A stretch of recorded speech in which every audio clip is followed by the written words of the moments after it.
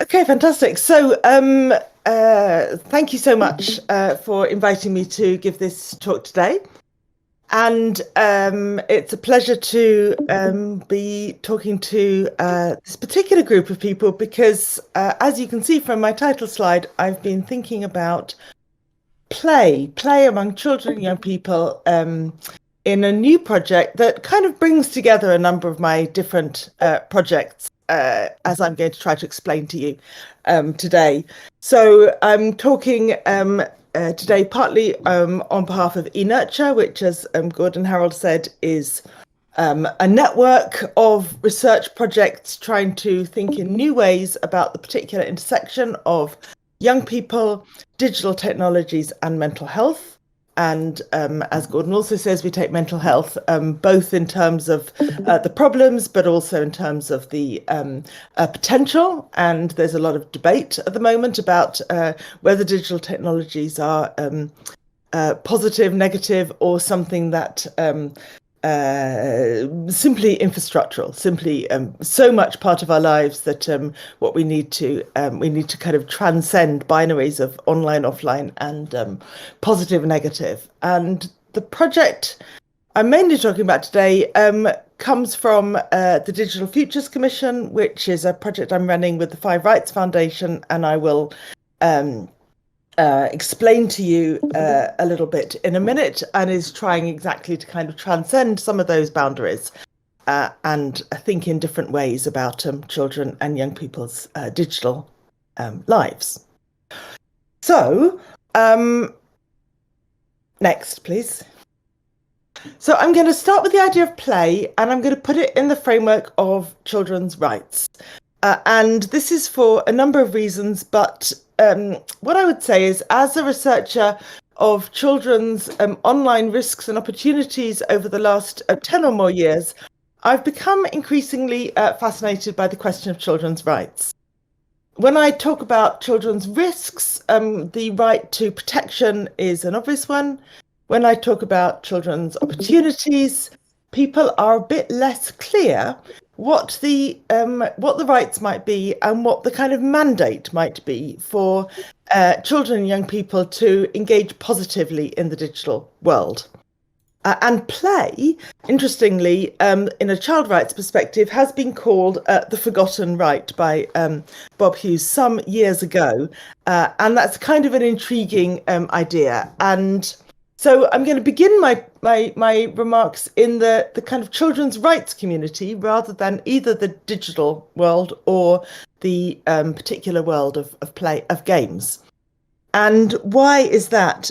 Well, I have spent the last few years kind of shifting my intellectual framework to join with many others who are child rights advocates to give a kind of normative framing to a lot of the empirical research that I and many others have done. So it's a different framing of a familiar body of empirical work and of theory, but the rights framing I think is something that needs a little kind of explaining itself, and I realize is a sort of contested framing, but then I like contested framing, so let's go for it. So I'm taking, when I say rights, I'm taking a human rights perspective, and if you just click, Matt, I'm really taking a lead from the UN Convention on the Rights of the Child, which interestingly was a key UN convention adopted in the year that many would say the World Wide Web was also adopted. The most ratified human rights treaty in the world. In fact, it's now ratified by every government in the world bar the United States of America.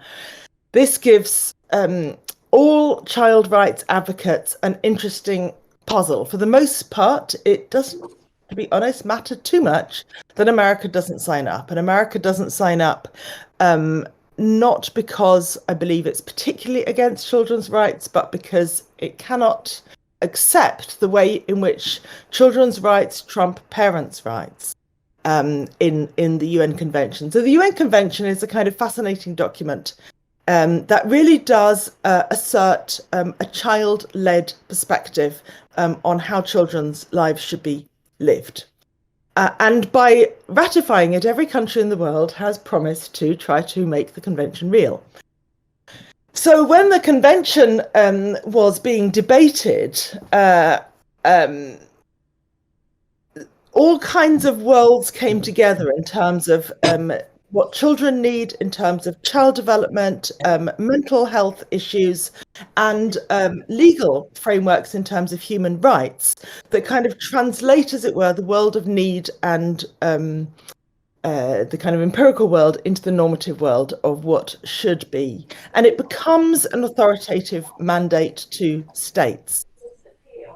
So there were many parts of the Convention on the Rights of the Child that were hotly contested, and the one that was most hotly contested I'll come to in a minute, which was Article 12, the right to be heard, which is to say, in any matter that affects children in any country in the world, bar the US of A, children's voices should be taken into account. And the heart of my talk today is going to be some reflections on a public consultation we held, including with children and young people, to hear their voices about what they want for their play as they imagine it in a digital world. And as I said, for the digital world, which is the world we absolutely now live in, it is a particular challenge that the USA has not ratified the convention because, as we know, many companies that provide the infrastructure and content and affordances of the digital world are headquartered in the US. So there are some kind of interesting policy challenges, and I'm going to come to some of those. But first, let's just focus on Article 31. So Article 31 was another contentious and interesting right to put into the Convention on the Rights of the Child, which is to say states recognise the right of the child to rest, to leisure, to engage in play and recreational activities appropriate to them, and to participate freely in cultural life and the arts. So, for the most part, the Convention on the Rights of the Child puts in, as it were, a children's framework, the human rights that we're familiar with: the right to privacy, the right to protection from violence, the right to free expression, the right to assembly, and so forth. But some of the rights, some of the articles of the Convention are child-specific, and play is one of those. And so it provides a very interesting kind of mandate for all of those who wish to see play as crucial to children and young people, and especially to those who want to call on governments to take action. But I think when people imagine play, or at least when many child rights advocates imagine play, they imagine something a little like the image on my screen. Children running freely in green fields, making up what they want to do. These are Norwegian children, and they often have a very kind of positive image of how children should be free to roam in the fields and the woods without adult interference. And it's a fabulous image, and those children were very happy with it. But we have a problem when we kind of come to translate that image of play into thinking about the digital environment. And it's already significant that this image is captured by Bob Hughes' forgotten right, because as we know in Britain, and I think in many countries of the world, that image is striking already for how little it is permitted to children, how much children's lives in the physical world, in the material world, the offline world, whatever we call it, are already constrained in so very many ways, and increasingly so. And as I listened to the Health Secretary this morning talking about extending the school day and filling the summer holidays with activities determined by the Department of Education as of benefit to children, of course they need their education, but they also need their play. So play is a contested right, play is often a forgotten right, and that image of play is it's struggling. People struggle to see how it works in the digital world. So next, please. So what I have done, one of the main things I've done in the last couple of years is work with the UN Committee on the Rights of the Child in trying to think through what does the convention look like in relation to the digital environment. And in March this year, the Committee on the Rights of the Child adopted what's called a general comment, which is an official authoritative kind of annex, if you like, or explanatory document, which develops a particular theme in the convention, in any human rights convention, and kind of explains to states what this means in a particular domain. And so the General Comment 25 explains to states what all the rights of the child look like, what it means, and what they should do when it comes to all things digital.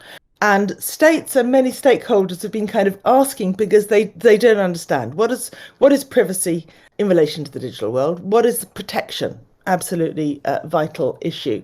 What about children's civil rights and freedoms in the digital world? More difficult for people to think through. What does play look like in the digital world? As you probably know, there's a lot of anxiety about children and young people's play in relation to the digital world, to the point where people might almost just wish to say no, just don't have them there, don't let them.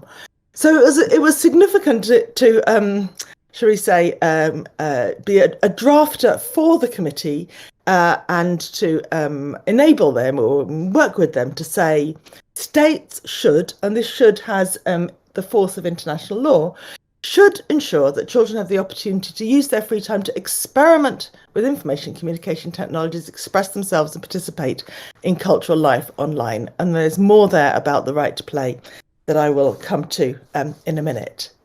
Next, please.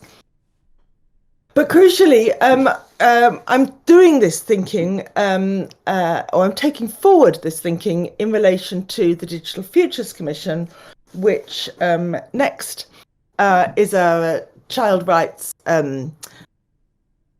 Next, please. Yeah, thank you. A child rights focused UK-based action research project, and the purpose is to inform innovation in the digital environment, consistent with, quotes, children's evolving capacities and best interests. And I've put up the research agenda of the Digital Futures Commission, which is a project with the Five Rights Foundation, a charity determined to make the digital world more rights respecting for children. And we're focusing particularly on questions of innovation and design. And those concepts of evolving capacity and best interests are just two of the key concepts from the child rights world, which I'm kind of interested in exploring how they fit in the digital world. And these are two of the most kind of fundamental principles of the Convention on the Rights of the Child, but they're also incredibly difficult to think through in the digital world. So the idea of evolving capacities is to say that the environment provided for children, the environment in which children live, should be appropriate to their developing maturity and capacities. And that's something that develops in different ways for different children, and different ways over time, and certainly not in ways that respect neat, bright line laws like the Child's Online and Protection and Privacy Act, which sets 13 as the minimum age, well, has been taken as setting 13 as the minimum age for many children to use multiple platforms, or the General Data Protection Regulation in the in Europe and indeed in many parts of the world. So the law sets these kind of bright line rules. At 13, children can do this online. At 16, they can do that online. The developmental psychology world would allow for much greater flexibility, and the international law follows the flexibility of psychology and social science. Anyone thinking about technology platforms is going to already recognise some of the struggles, because it is not clear. I'm looking now at the list of people here on Discord, and I personally have no way of knowing which one of them might be under 18, or indeed how to treat anyone appropriately according to their capacities or circumstances, which is the requirement. So you see the challenge. The idea of best interests is similarly a really crucial dimension of a child rights focus that I just wanted to highlight, which is to say very often the world of children's advocacy is bifurcated between those who are focused on protection and those who are focused on civil rights and freedoms. And the best interest principle says a child is a single person. You need to treat their rights in the round. You need a holistic perspective. There is some question of balancing rights. And there's quite a lot of juridical writing and case law on the nature of that balance. And that balance itself must respect the voice of the child. It's not just for adults to kind of impose, this is where we are with it. Okay, so next bullet, please. So the Digital Futures Commission, the project I want to talk about, is asking, what does good look like in a digital world designed primarily for adults, a world in which children are often invisible, simply worried about as vulnerable, or the opposite, celebrated as kind of digital natives, and I find quite extraordinary but true, ignored as somehow difficult or expensive or uncivil.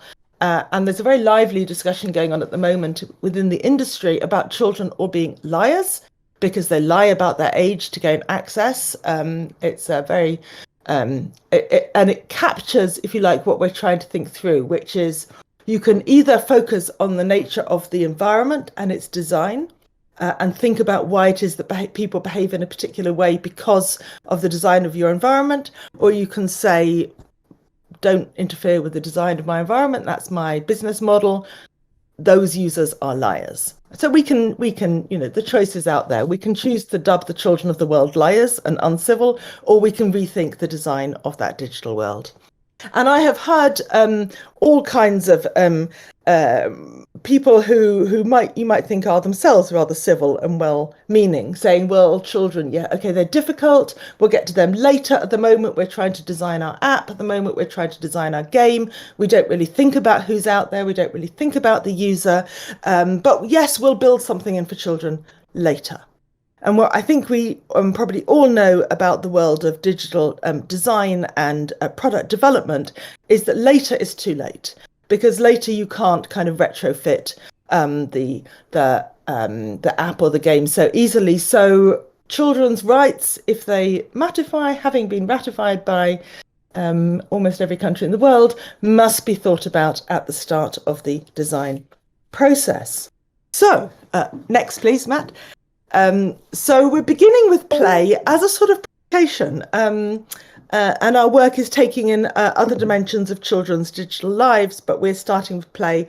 And the work we're doing is to evaluate what are the current opportunities for children's play in relation to the digital environment, and how could those be enhanced. And that question of what does good look like, I hear increasingly from many sources, and it's a welcome one. Because for children, often the question has been, how do we mitigate the harm? How do we and then leave the kids on their own? But thinking about what would be positive and how do we positively enhance children's opportunities for play is a interesting challenge. So next slide, please. So it's time, I'm going to suggest, to change the narrative about children and play in relation to the digital environment. And I'm very aware that the folk listening to this talk have never endorsed that kind of Daily Mail media panic environment narrative, very likely. But probably people listening here have long held a positive vision of play and gaming in digital environments. But out there, the majority, the dominant narrative is negative. And sometimes for very good reason, and sometimes out of ignorance, and sometimes out of just a matter of postponing what it is that postponing thought about what it is that children actually value. So here's the purpose of consulting children themselves. So next, please click. So in our research, which I'll show you some kind of quotations and findings from. Even asking people questions about how they think about play in general, not necessarily in relation to digital, just thinking about play in general is already a challenge. So we had a struggle, for example, can we ask teenagers about play? Teenagers very keen to tell us play is just for little kids. They've already left it behind. They no longer play. And then follow the conversation through a little, and there's regret there. There's kind of, why did I have to put away that fun, that spontaneity, that world of imagination quite so early to grow up? We have been talking to teachers who were rather surprised to be asked about how they might kind of scaffold and enable children's play. I've almost forgotten children are meant to be in the class learning hard or at home doing their homework, and then they catch up on their sleep. And that space for play, both within the school day and in the teacher's imagination, just gets squeezed out by the pressures on teachers. So teachers just sort of, were nonplussed when we asked them, and we said, okay, so suppose parents ask you, what are there any digital games that are good for my kid? And they scratch their head. I don't know. I haven't thought about it. I wouldn't, unless it's a kind of a maths game, a game that is clearly instrumentally with a purpose to support the curriculum. The project that I've just recently finished, which was a project called Parenting for a Digital Future, I spent a lot of time with parents listening to their anxieties about screen time. That's what they wanted to talk to me about. And yet behind the anxiety about screen time was a kind of awareness that they too need to change the narrative. They kind of know that just counting the hours that a child is spending on a device is insufficient, and they need to think, how can they identify or enable beneficial play? What should they look for? What are the criteria? What would good look like from the point of view of a parent? And then last, I find kind of most disturbing in a way is children beginning to take on the discourse of addiction or screen time or the problem narrative, which is, let me be careful not to say that children don't sometimes have problems and that some children don't have problems of excessive game use, because they do. But when it becomes a kind of everyday narrative by which children castigate themselves and yet engage in digital, in gaming, there is clearly a conflict within themselves in which they are doing what they believe they should not be doing, and society doesn't give them kind of constructive, alternative ways of thinking. Next click, please. But at the same time in our research, we heard about what I might almost call the secret life of play. So we've interviewed lots of parents who are playing all day long. Who thinks of parents as playing all day long? They are playing. Often they're playing. Of course, they're working and juggling and they're exhausted and they're zoomed out. But they also play with their kids, especially little kids. And we've talked to some who are thinking creatively how to play. Lockdown has been an interesting moment of both tensions and anxiety, a problem within the family, but also opportunities for new ways of spending time together and finding new ways of spending time with children. So parents, it seems to me, don't talk a lot about playing because adults don't play, even teenagers don't play, certainly adults don't play, and yet they're doing it. We've been talking to professionals, youth workers, some informal, non-formal educators who are looking at kind of inspirational and creative ways to enable children's play. What do they know? Does society kind of harness the expertise within some of those creative cultural organizations to change the narrative and kind of think anew about the possibilities for play? We talked to teenagers who, despite knowing that they shouldn't play because now they're so mature, nonetheless do play, and ask them about their younger brothers and sisters, and you find a world of play that, again, they may not talk about with their peers, they may not talk about outside the home, especially if it's play that is non-digital. Which 15-year-old talks about still playing hide and seek, but ask them what they do with their 7-year-old sister, and actually that 15-year-old still plays hide and seek. So there's a kind of under the radar nature of play that in the world, which I think is fascinating. The next slide and first bullet, please. So the Digital Futures Commission is beginning in the world of non-play contexts. And I want to be careful about this because what I'm trying to do is kind of capture a sense that play has always been with us. Play has always been part, actually, of many people's lives. I'm not trying to be nostalgic about pre-digital world. I'm not trying to be idealistic about what the middle classes can get up to when, of course, the poor and disadvantaged have to just work hard all the time.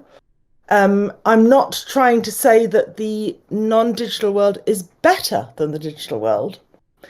I'm just trying to explore what happens if we kind of harness what it is that we've all really lived through and what several decades or even centuries of research about play has proposed, and kind of take that world of thinking and that world of experience into thinking about children's right to play in relation to the digital environment. And does that kind of open up some new imaginaries?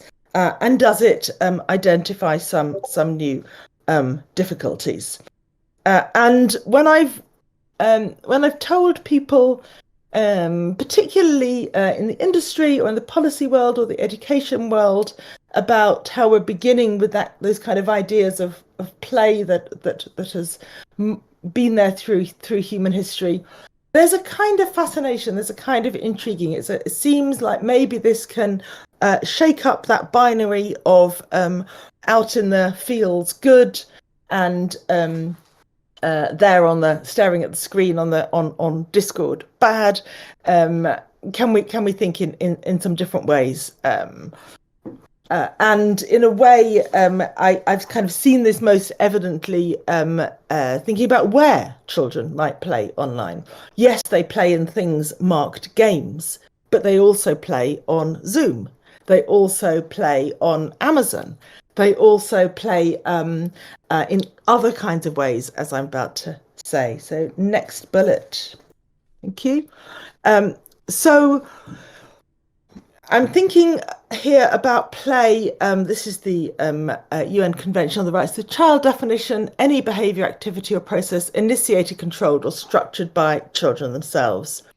And here again, I need to be careful. So sometimes we'll call this free play, and we'll think about free play in ways that are precisely child-led, as this definition says. Again, not to devalue adult-guided play, not to devalue play when used and when harnessed for learning objectives or therapeutic objectives, but because play is being so harnessed to adult-led objectives that children's spaces for just doing whatever they want out of their own imagination seems under threat. And that's where the play advocates come in. Please click, because free play advocates have developed so many extraordinary ideas that really invite digital analogies. So I've been reading about the design and the arguments about adventure playgrounds. Here's a girl climbing quite high, you might say, for a girl of her size and age. And one wonders, here's my question about analogies, where does she get to do that online? Where does she get that sense of kind of dizzying height, but also fabulous view of the sky as such a small person? Where can she do that online? What's the kind of opportunity and risk structure, or as play advocates would say, the risk benefit analysis that's been done that allows her to play out there in the physical world? And does that same risk benefit analysis allow her to climb as high as she possibly can in the digital world?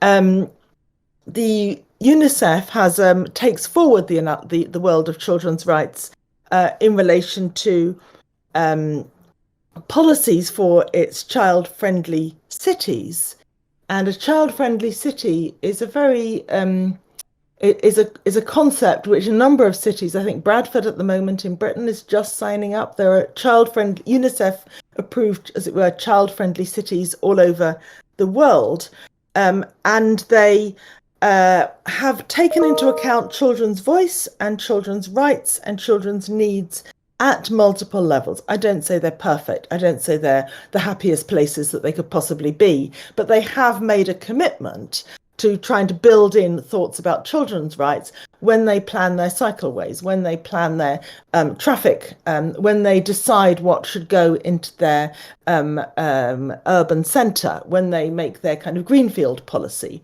At all those points, someone will have stopped and said, and what would work for children who are also citizens of this city. Does that happen online? Could that happen online? Because what I suggest is largely happening online is child sequestered places, the world of the walled gardens provided by I don't know, Disney or whoever, and then children out there on the motorway is a little much of a bit of a stretch, but in places where it is not clear whether they are present or not, and whether planning for them is probably lacking. So when I read about adventure playgrounds, child-friendly cities, and so forth, my question is, what does that look like online? What does that look like in the digital world, and how can we think it through? One of the interesting things about these play advocates is they themselves are very hesitant about the digital world, and I've heard from a number of them a kind of anxiety about taking play out of that happy Norwegian woodland with its green spaces and actual trees.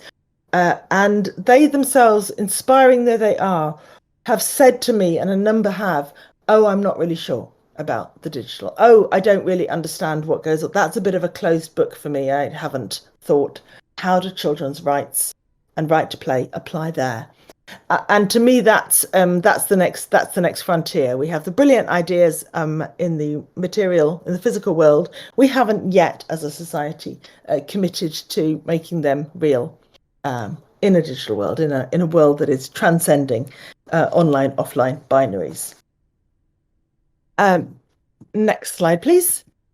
So in our work, we began by asking Kate Cowan from UCL to review that kind of rich history of play, and tell us what are the qualities of free play. What has play meant in society ever since people began writing and thinking about play? And she's gone back to the philosophers, forward to the latest advocates of the child's right to play, and offers us a series of concepts that says, okay, so free play, what do we mean? We mean that it is intrinsically motivated from the child-led. We mean that it's voluntary. The child can start and stop when they like. They can break off in the middle.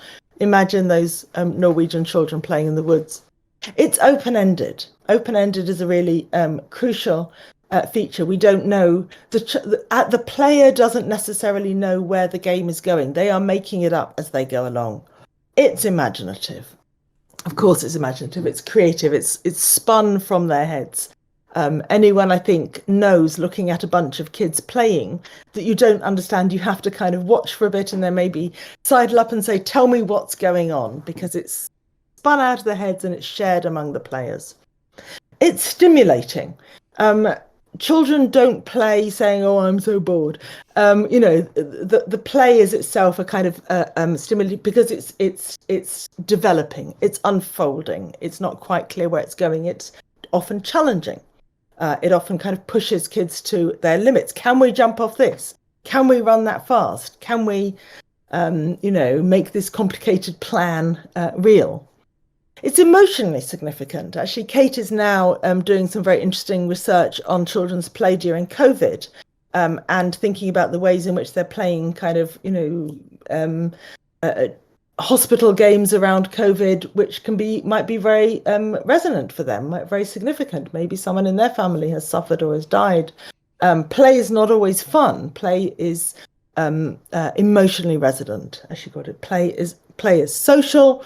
I don't need to argue it, except perhaps to emphasize that the social applies even when the child is on their own, that the world of the imagination is peopled and it's culturally located and it's kind of full of the social meanings of the child's world. But often, of course, it's actually people. And because it's generated from them and children all live in different circumstances, and it's imaginative and so forth, it's incredibly diverse. The play is not all the same. The play is reflects the culture and the context of which it's part and the creativity of those playing it. And then to Kate's list, we've added 3 which came from the consultation I'm about to tell you about, because 3 themes came very strongly forward from children and young people when we talked to them about play. And they really wanted to talk about the importance of risk-taking and how important it is for them to take risks in their lives, and risks that they have determined, as it were, that are their challenge. They wanted to talk about a sense of achievement through play, that it's important in play that there is this sense of achievement. And they talked about immersion and what kind of matters about these qualities of play in the framework I'm offering you is that these qualities of play apply offline and online, to reinstate the boundary. They apply to play in general. But how they work in the digital world is kind of an interesting challenge. So next slide.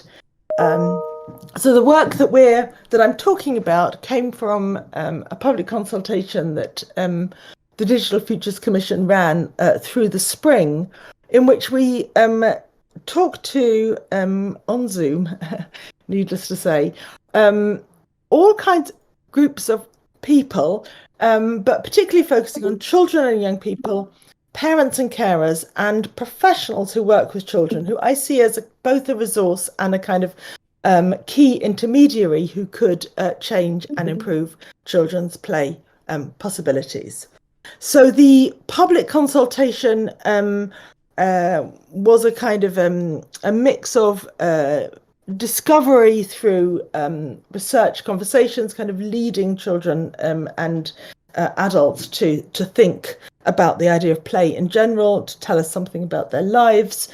And then we always began with play in general, and then we kind of moved them towards thinking more and more about the digital world.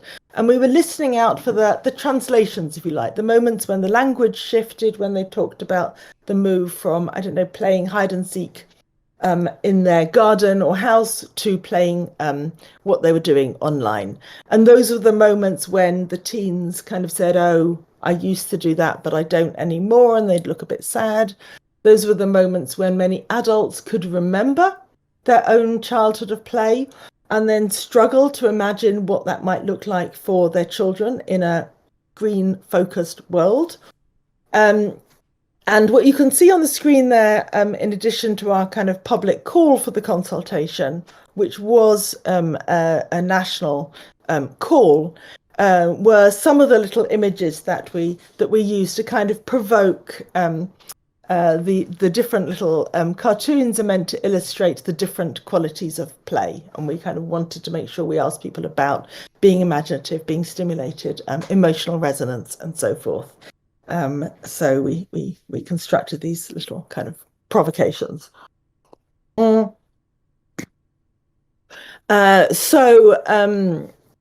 the end, I think we conducted about 28 small group discussions, something like 60-something children and young people, 60-something adults who spanned parents and professionals, often, of course, overlapping. And in the next slide, please, one of those images, which was of this girl in yellow, seemingly playing with a cardboard box, turned out to be the kind of the key that unlocked people's ideas of play. So I think, I'm sorry, I might have made all of these separate clicks, Matt. Lots of quotes. You can just kind of ping through. Oh no, it's one. Okay, that's cool. All right. So I just want to give you a sense of, did I know that the cardboard box would be the image that would kind of unlock people's ideas. Everyone loved talking about playing with a cardboard box.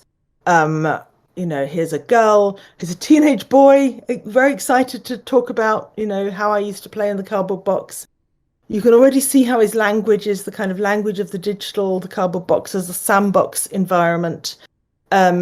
The pleasure of the father who says, yes, if a cardboard box turns up, that'll be turned into something.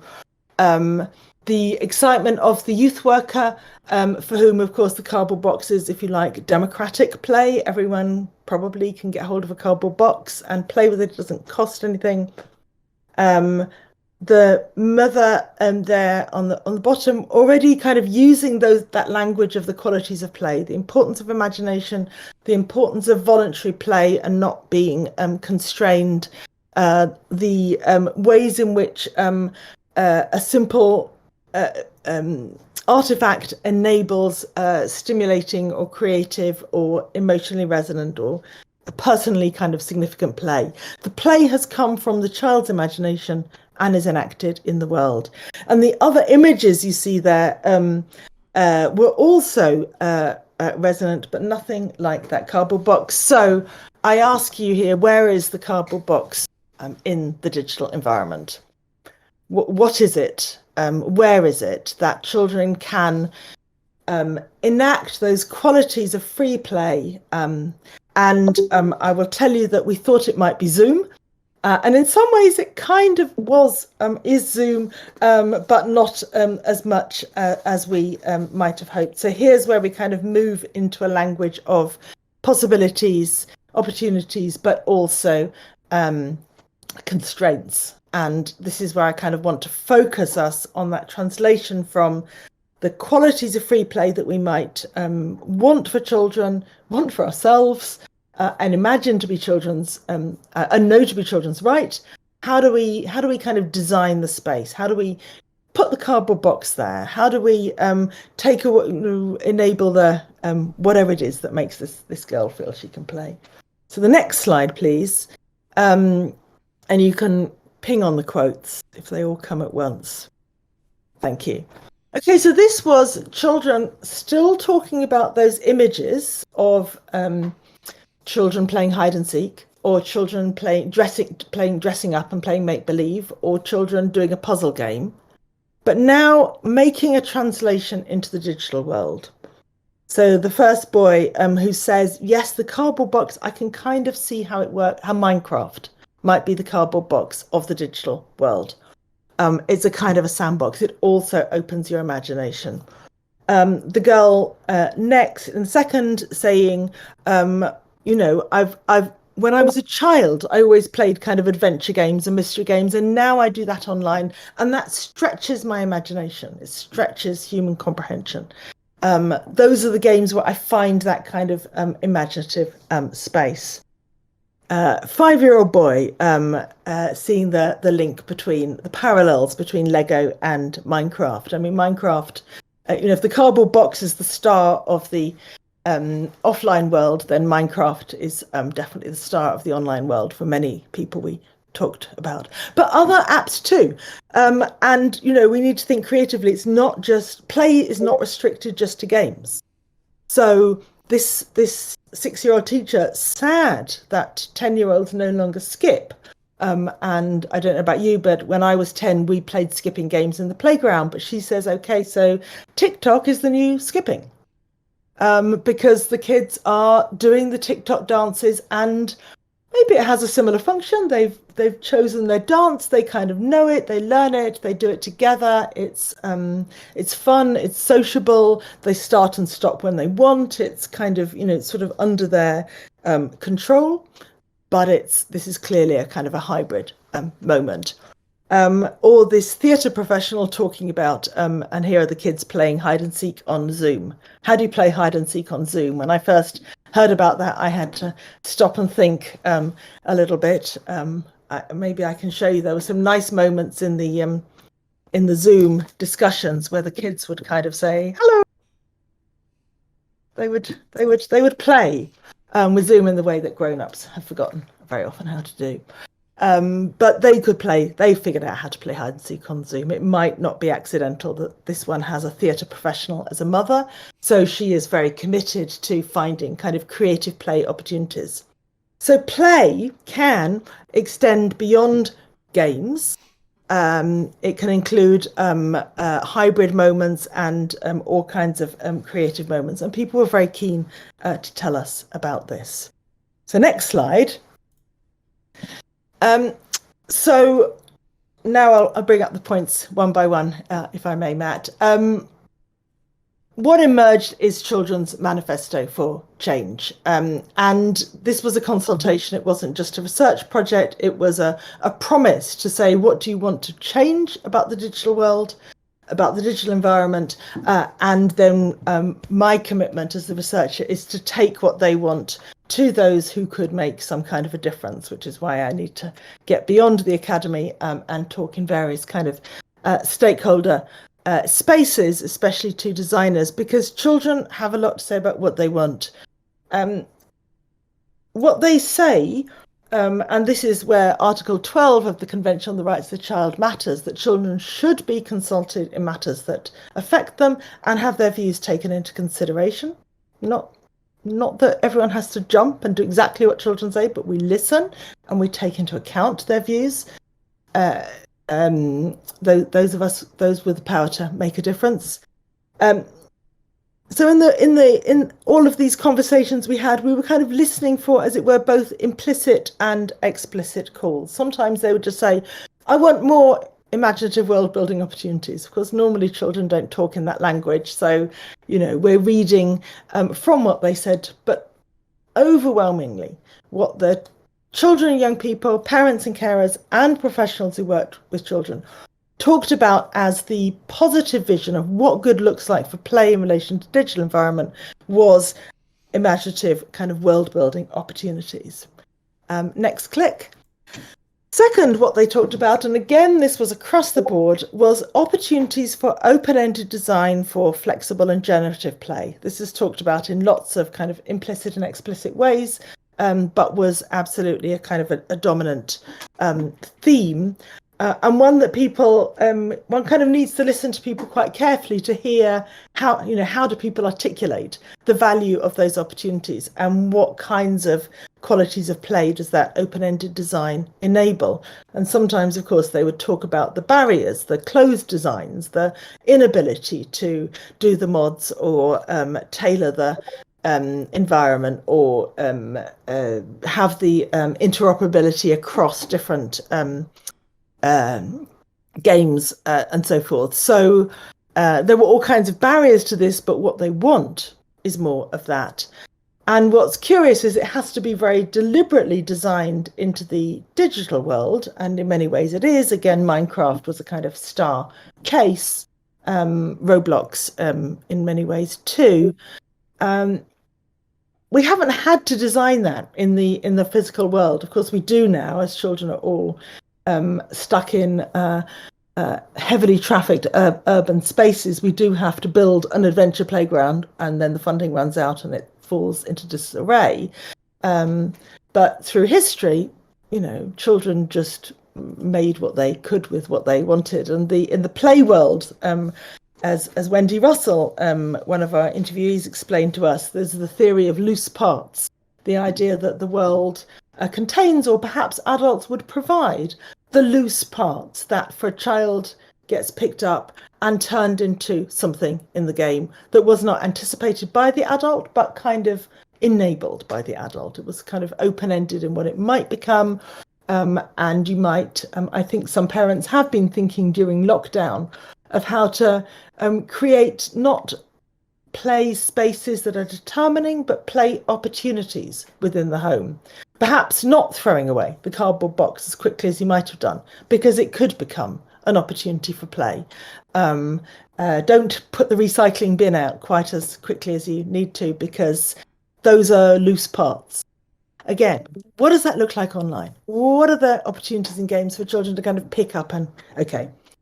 Next, please, is the desire for transmedia and hybrid play features. And this was also strong. So lots of kind of complaints about how you couldn't, when things were not interoperable. Lots of interesting ideas. Zoom again features in kind of hybrid play. Put on the Zoom, you put on it, we might play a board game, it might spin off into a fantasy game, we'll be kind of doing it through the app, we might have a chat app going on at the same time. We're kind of creating a hybrid world. So transmedia and hybrid. And next, please, is the desire for more communication. This is the simplest, the one that kind of most obviously frustrates children when their opportunities for communication are restricted. So Discord actually came up in quite a lot of conversations as the app to have running alongside whatever you're doing, in addition to gaming or whatever. But communication channels are in many ways restrictive or problematic, whether that's in the design of a product or whether it's in the way in which children are allowed to use it. So a lot of children are playing the free version of the game that has the communication not enabled or switched off or whatever. Parental controls switch a lot of things off that might have come provided, but in practice are not available. And the last bullet there, the last thing kids want, is to deal with the barriers. And so personal safety, it won't surprise you, is often mentioned. It might surprise you that it's a big worry for kids as well as for parents and adults. I was interested in the amount of discussion of hostile culture, and I'm hoping that folk here will have things to say on the subject of a hostile culture.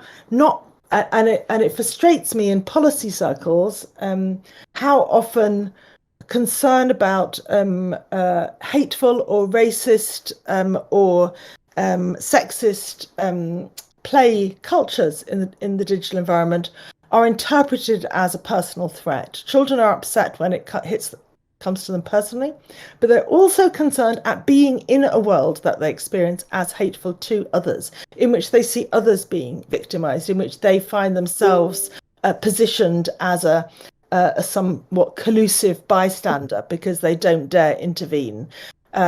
So, we had teenage boys expressing concern at the sexism they saw the girls in the game receiving. We had white kids concerned at the level of racist abuse that they saw others in the game receiving. The children are looking at the world just as they do in the physical world. And they are concerned at what they find. And then finally, a lot of talk about commercial pressures, about the cost of playing, about the difference between playing the free version and the next version, about the way in which you're kind of find yourself spending more money than you want to. All of these are things that, children's capacity to control any kind of budget is extremely limited. This is where some of the so-called cheating and lying comes in. If we make a world that isn't very welcoming to children and exceeds their capacity, but everyone is there, that is a struggle for them. Next slide. I'm conscious of time, so I'm going to whip through the next ones. So where are we going with this research, you might ask? I've kind of given you my findings now. Just give you a sense of where we're going. And where we're going is to think about the idea of playful by design. What does the digital environment look like if it is made playful by design in the games, but also in other spaces, along the lines of the calls for safety by design, privacy by design, security by design, ethics by design, and so forth, actually out there. The idea of kind of designing from the start rather than retrofitting when you discover the problem too late seems to me very much an idea that is in vogue. But by and large, it is focused on what Hertzberg would call hygiene factors, on dealing with the barriers and the problems, not on designing and envisaging what play could be. And so not yet taking on the thinking that I see in the child-friendly City initiative or in the Adventure Playground movement. And some of this, some of these ideas we see being taken up by regulators. So the Information Commissioner's Office has now taken on management and enforcement of the age-appropriate design code, which is a code of practice that that translates the GDPR into a children's privacy framework. It actually kind of brings out what's already in the GDPR, but it makes it super explicit that risk assessments for children are required, and that children's rights, especially their right to privacy, must be enacted by all commercial information society services. Next click, please. So I'm just thinking, this is what we want to propose, that there should be a Playful by Design movement in which we kind of map the affordances of the digital world in ways that can enable children's play. And ultimately, the goal of the Digital Futures Commission will be to think about child rights by design. What would that look like? How would we inspire take up? How would it need to be enforced through law? Could it be a movement like the Adventure Playground movement? Definitely, this is what children will want. So how can we take it forward? Next slide, please. And you can just click. I think I've got 5 bullets on that, or 6. Thank you. Yeah, one more. Thank you. So I've just been thinking, okay, so who wants to know? Again, I think it isn't necessarily this audience today, but out there are audiences. So all of these who wants to know kind of questions have come through my inbox in the last year, let's say. I'm literally approached, I don't know, probably every few weeks by a tech startup who wants to know how can they do the right thing by kids. By a major provider who reluctantly perhaps has to recognize that there are children on its platform and doesn't know how to respond positively to the needs of its users. Parents who are told in this kind of cleft, this sort of forked stick of limit screen time, but get the tech so your child keeps up, this kind of impossible binary that we've put parents in, but we don't give them very much. They don't know what should they do? What's good look like for their child? They know all the bad things. I did some work with health visitors a little while ago who are working with kind of screen time rules that are now a good 10 years out of date because no one updates their guidance. A little message from Matt Hancock there. But what is the health visitor to say? At the moment, the health visitor walks into the house, sees the toddler staring at the tablet and thinks, problem. It's that simple. The teacher actually told me this, walked into the classroom, everyone's talking about a new game. What does the teacher say? Does the teacher say, stop it, that's bad, that's good, do more? Is the child who isn't playing the game missing out or doing better? How does the teacher make that decision? And the Child Rights NGO, who has not yet, by and large, thought very much about the digital environment and needs, so there is a kind of a mandate. There is a demand for, as it were, a new narrative and a sort of quite concrete and compelling vision of what Playful by Design and the child's rights to play might look like in the digital world. I've put up on the screen an image of a report we just did in the Digital Futures Commission on child rights impact assessment, because this is standard in the child rights world, as yet very little implemented in the among digital providers. But it's, if you like, just a mechanism, a framework for thinking that says you're about to invent whatever it might be, OnlyFans or Among Us or Animal Crossing. You're about to do that. Stop and think. Will there be children on the service? What are their rights? What is in their best interests? How do you approach and address their evolving capacities? It's the kind of stop and think moment. Businesses do impact assessments for risk, for financial probity, for cybersecurity all the time. They don't do it for child rights. They have children on their services. That's what they could be doing. Next slide. So as you can see, I've come back to rights. Sorry, Matt, I think I've got 6 things. I just put up a screenshot of the general comment on children's rights in the digital environment that I began with to say, okay, this is what it says, in fact, in summary, about play in the digital world. It says, it is now government responsibility to value the qualities of free play and listen to children's views. It is now government responsibility to identify the benefits of free play in the digital environment, to develop guidance for professionals, parents, and providers, to ensure a balance between digital and non-digital. And it doesn't quite say promote playful by design, but in effect, it does say promote playful by design and minimize what the Five Rights Foundation calls risky by design. And to position digital play within that broader child rights framework, to see how play is part of learning, is part of identity, is part of expression, is part of assembly, and also is open to commercial exploitation that needs addressing, to privacy risks that need addressing, to safety risks that need addressing. And my last slide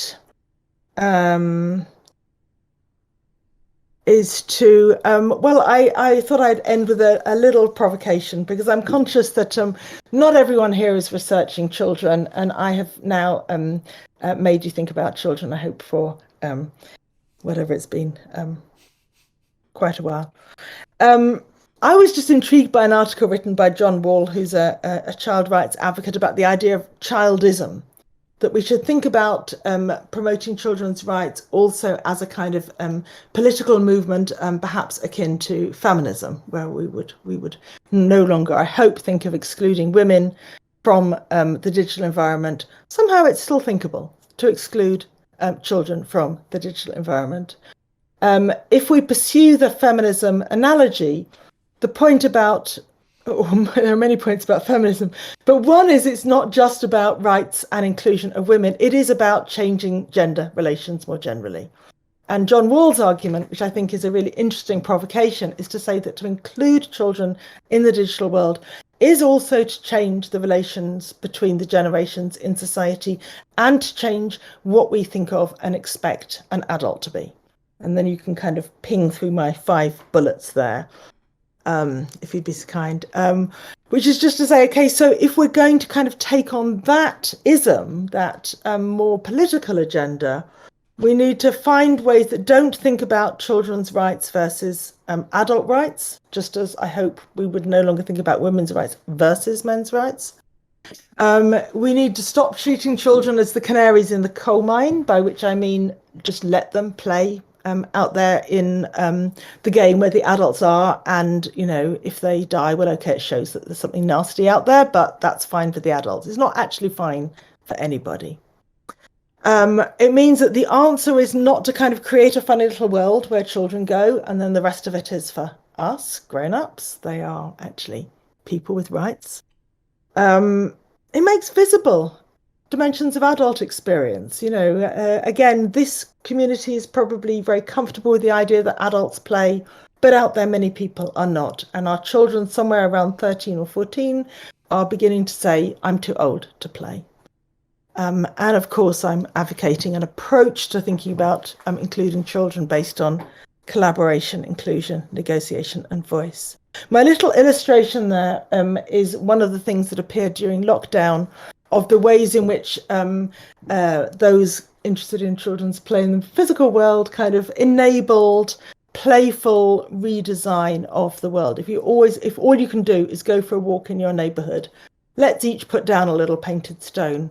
I think many adults walk around the physical world and they don't notice the ways in which children have already changed the design of their physical world. They've left the little stones. They've left the hopscotch drawn on the pavement. We don't see it enough. But if we saw that we are, as adults, already cohabiting, already sharing our world with children in a way marked by children, perhaps that can give us some fresh thinking for designing the digital world in a way that doesn't seem to kind of polarize either online, offline, or child versus adult. The last one is my thank you slide. Thank you. Thank you, Sonia. That was it. Really made me think, because I was one of those people that never researched children. So for the first time, I researched, talked to children, interviewed children in September last year during a pandemic as well. So, and I think some of what you're saying resonates then to me in terms of children's rights and how they play, the new things I found out that they were doing during the lockdown that I didn't expect. There's some surprising, imaginative things going on. I was interested, and I have a question that is burning for me, so I need to ask it.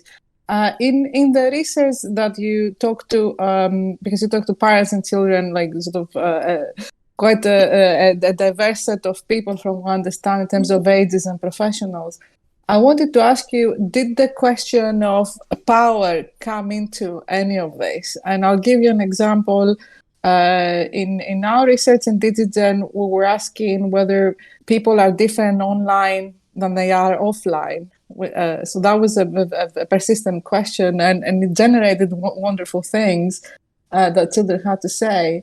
One of them, and I want to ask you about the question of power in that sense, feeling empowered, the narrative about empowerment, maybe children's empowerment and so on, but also how they understand in the peer context power, right? So one of them said to me, well, my friend at school is quiet and shy, but on Minecraft, they're far more aggressive because they own this world.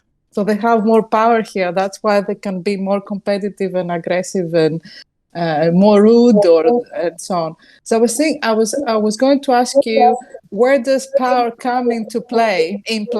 So if that makes any sense, if you have any thoughts on this.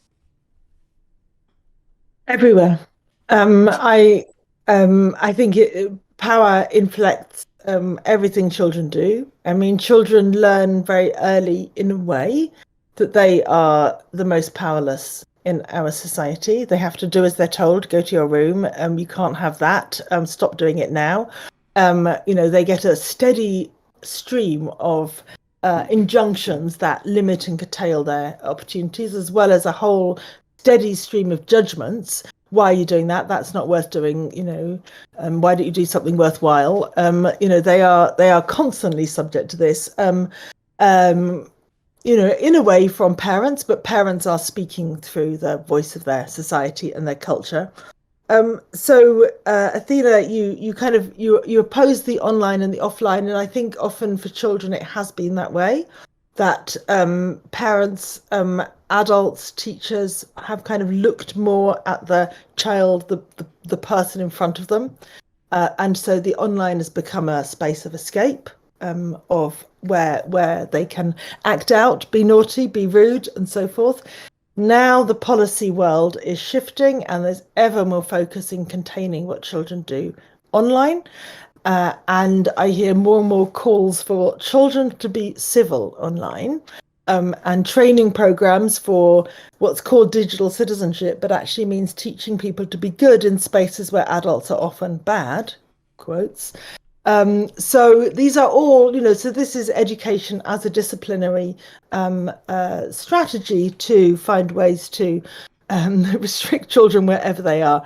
I think play, in a way, functions as a sort of an imaginary escape valve in some ways. It's whatever we do, children will find some places to play, and if all they hear is restriction and constraint and hostility, then that's what they learn.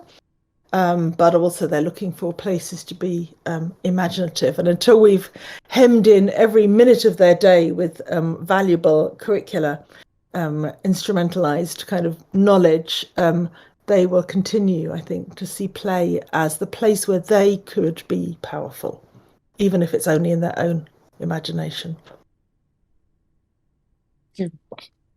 I don't know. Shall we get other questions if they are in the chat? Do have people might put questions in the chat? Sorry, I have this burning question, so I abused my role here. I think. Sorry about that. That's fine. I'll just shoot one question across myself. Sonia, that was a great keynote. Thank you. What stuck out for me in the discussion was, I guess, the tension between, on the one hand, you want to promote this discourse of play, and you know we want to empower children and young people to have more agency in this space, and that we need this discourse of childism to kind of promote that. I'm mindful of your earlier work where you've argued at length about the balance between risk and reward.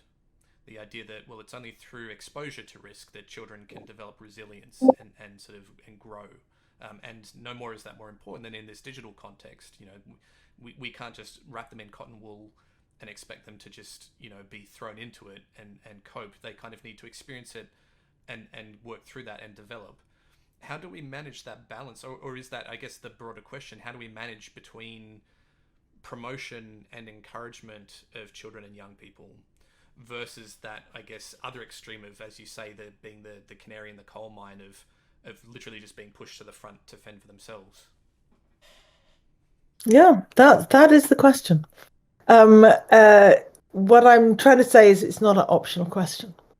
It's a question that has to be undertaken, both because governments are committed to it and because the public demands it and because children need it. So children, if we ask children, they will have lots of ideas about how to do it. That's why the child's right to be heard is so interesting. I've never yet asked children about a challenge that they couldn't offer some insight or ideas for, but there won't be one answer. And I think part of the answer is to diversify the opportunities to ensure that children are not mainstreamed by a heavily commercialized world, a world where, in Athena's terms, all the power is in the hands of the major producers, so that they are always doing the same game or the same activity. It is about providing many opportunities, some of them kind of public service provided, or just as children play. You know, they play with Lego, which actually is very expensive.